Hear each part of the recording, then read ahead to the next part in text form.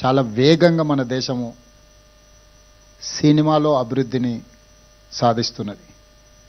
యాదృచ్ఛికంగా ఈరోజు ఉదయమే నెట్ఫ్లిక్స్ జీసీసీ సెంటర్ని కూడా ఈరోజు నేను ప్రారంభించడం జరిగింది. అక్కడ కూడా నేను ఈ అంశాలను ప్రస్తావించిన. ఒక బాహుబలి, ఒక కల్కి, ఒక అరుంధతి డిజిటల్లీ సౌండ్ అంటే ప్రేక్షకులను కట్టిపడేసే విధంగా సాంకేతిక నైపుణ్యంతో సినిమా తీసినా దాన్ని ప్రదర్శించడానికి థియేటర్లు లేకపోతే ఆ సాంకేతిక నైపుణ్యం అనేది మనకు నిరుపయోగం అవుతుంది. 3D మూవీస్ అయినప్పుడు షార్క్ ఇట్లాంటి మూవీస్ వస్తే చాలా వింతగా ఆ కాలంలో చూసేవాళ్ళం. ఇంత పెద్ద థియేటర్ ఈ మధ్యకాలంలో నేను చూడలే. ఒకప్పుడు మా younger days, college days we use to go Devi, ఆ తర్వాత వచ్చిన మహేశ్వరి, పరమేశ్వరి ఇట్లాంటి థియేటర్లు పెద్ద స్క్రీన్లు చాలామంది ఆడియన్స్తో చూడడానికి అవకాశం ఉంది. గోయింగ్ ఫార్వర్డ్ చిన్న థియేటర్లు, మల్టీప్లెక్స్ రావడము, 60 మంది, 100 మందితో, 200 మందితో సినిమా చూడడము, ఆ ఫీల్ అనేది మిస్ అయిపోయినాం. ఇప్పుడు మళ్ళీ ఈ డాల్బీ థియేటర్ ఐ థింక్ మరి 500 సిట్టింగ్ కెపాసిటీ, 700 సిట్టింగ్ కెపాసిటీ ఉండొచ్చు అనుకుంటున్నాను. ఇది ఇంతమందిలో కూర్చొని సినిమా చూస్తే ఆనందమే వేరు. ఎందుకంటే ఆడియన్స్ యొక్క రియాక్షన్ అనేది వీ కెన్ ఫీల్ డైరెక్ట్లీ. ఇట్లాంటి థియేటర్ టెక్నికలీ సౌండ్ ఇంత ఒక మంచి థియేటర్ని ఇక్కడ వీరు చేయడం, దీని వెనకాల చెన్నై నుంచి ఇండస్ట్రీ ఆంధ్రప్రదేశ్ హైదరాబాద్కి తరలించినప్పుడు ఆనాడు ఎన్టీ రామారావు గారు, నాగేశ్వరరావు గారు, రామనాయుడు గారు, అదేవిధంగా సినిమాలో అడ్వెంచర్స్ చేయాలి అని అంటే ఆ రోజుల్లో Padmalaya studios Natasekhara Krishna garu cinema adventures first colour movie తీయాలన్నా, 70mm మూవీ తీయాలన్నా రకరకాల experiments, adventures with lot of efforts ఆ రోజు కృష్ణ గారు చేసేవాళ్ళు. కృష్ణ గారు ఒక సంవత్సరంలో 15-16 సినిమాలు హీరోగా నటించి రిలీజ్ అయిన రోజుల నుంచి ఇప్పుడు 5-6 సంవత్సరాలకు ఒక సినిమా తీసే పరిస్థితి వచ్చింది. ఎందుకంటే నేను కృష్ణ గారి అభిమానిని కాబట్టి అన్ని వివరాలు నాకు తెలుసు. మేము అన్ని లెక్కలు పెట్టి వాదించేవాళ్ళం. నేను వనపర్తిలో చదువుకునేటప్పుడు సినిమాలు అక్కడ రిలీజ్ అయ్యేటివి కాదు. అయితే హైదరాబాదు లేకపోతే కర్నూలు ఇట్లా కొన్ని ప్రాంతాల్లోనే సినిమాలు రిలీజ్ అయ్యాయి. మొదటి రోజు చూడాలంటే వనపర్తి నుంచి కర్నూలు 100 కిలోమీటర్స్ లారీలో ప్రయాణం చేసి సినిమా చూసి వచ్చేవాడిని నేను. అంటే అప్పుడు బస్సులు ఫ్రీక్వెంట్గా ఉండేది కాదు. సినిమా టైంకి వెళ్ళి మళ్ళీ సినిమా చూసి మళ్ళీ వెనక్కి రావాలి అంటే లారీలు, హైవేస్లో ఎక్కువ లారీలు పోతూ ఉంటాయి కాబట్టి లారీ ఎక్కిపోయి మేము ఫ్రెండ్స్ కాలేజీలో ఉన్నప్పుడు సినిమా చూసి మళ్ళీ సెకండ్ షో సినిమా చూసి వెనక్కి వచ్చేవాళ్ళం. సో సినిమా అనేది మధ్యతరగతి వాళ్ళ మీద అత్యంత ప్రభావితం చూపిస్తుంది. మన లైఫ్ని ఇన్స్పైర్ చేస్తుంది.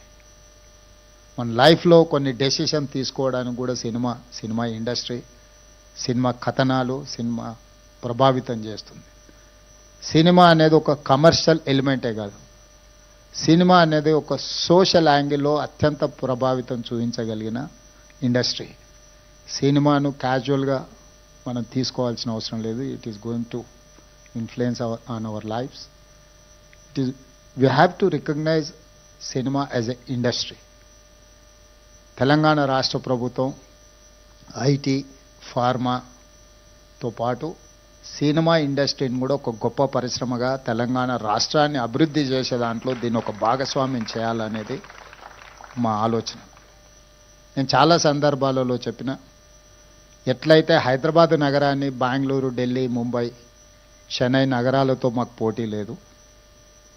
మాకు role model China, South Korea, Japan, Singapore అని ఎట్లయితే చెప్తున్నానో, టోక్యో, సింగపూర్, న్యూయార్క్ నగరాలు మాకు పోటీ అని ఎట్లయితే చెప్తున్నానో, ఎవరైతే మాకు రోల్ మోడల్సో మేము వాళ్ళతోనే కాంపీట్ చేయదలుచుకున్నాం. తెలుగు సినిమా ఇండస్ట్రీ కూడా పక్కన కోలీవుడ్తోనో లేకపోతే శాండల్వుడ్తోనో లేకపోతే బాలీవుడ్తోనో కాదు. We have to compete with Hollywood. Hollywood movie చూడడం కాదు, హాలీవుడ్ మూవీ కూడా ఇక్కడ తీయాలి, ఇక్కడ ప్రదర్శించాలి. ఇక్కడ టెక్నాలజీ, అందుకే ఈరోజు నెట్ఫ్లిక్స్ ఓపెనింగ్ అప్పుడు కూడా ఐ టోల్డ్ దెమ్, మీకు ఏం కావాలన్నా మా గవర్నమెంట్ 100% సపోర్ట్ చేస్తుంది. నాలెడ్జ్ హబ్ క్రియేట్ చేసినప్పుడే ఇండస్ట్రీ అనేది ప్రమోట్ అవుతుంది.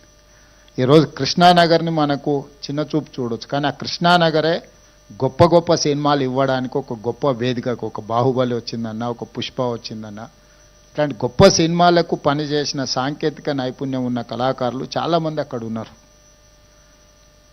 ఈ ఇండస్ట్రీని తెలంగాణ రాష్ట్ర ప్రభుత్వం గుర్తించడమే కాకుండా ఈ ఇండస్ట్రీ పెరగడానికి అవసరమైన అన్ని సహకారాలు అందించడానికి ఈరోజు తెలంగాణ రాష్ట్ర ప్రభుత్వం సంసిద్ధంగా ఉంది.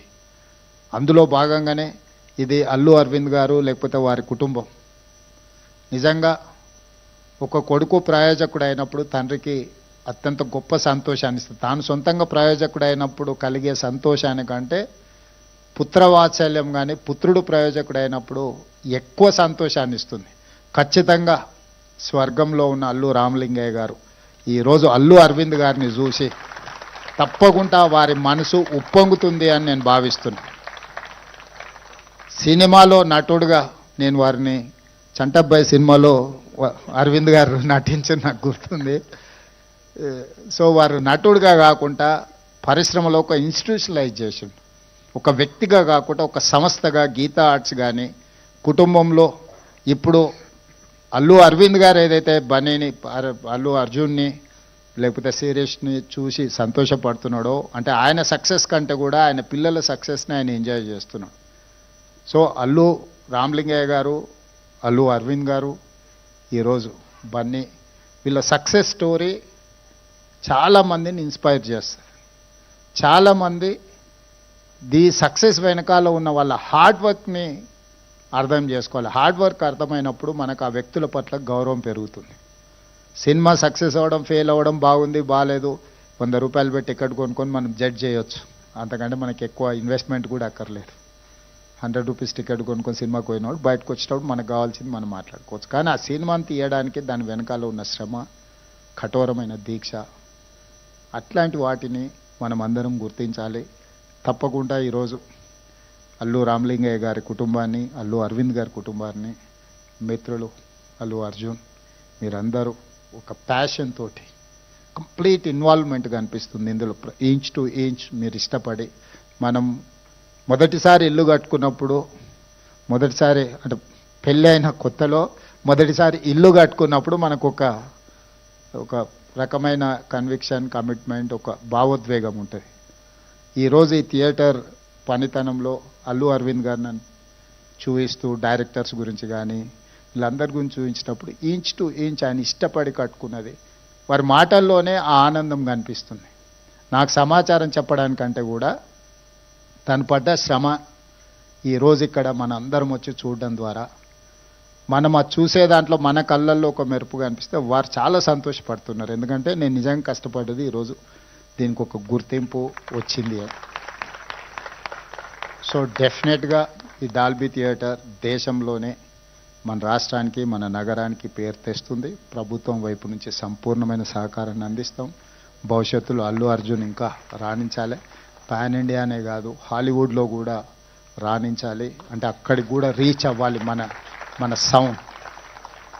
మనం ఇప్పటి వరకు తెలుగులో సినిమా తీస్తే హిందీ సినిమాతో పోటీ పడమని చెప్పుకునే వాళ్ళ కలెక్షన్స్లో నటించాల్సిన అవసరం లేదు. ఫైనాన్షియల్స్ వర్కౌట్ చేసిన టెక్నికల్గా మనం సౌండ్ వాటితో పోటీ పడి ఒక అవతార్ మూవీని టెక్నికలీ సౌండ్ అని వాళ్ళ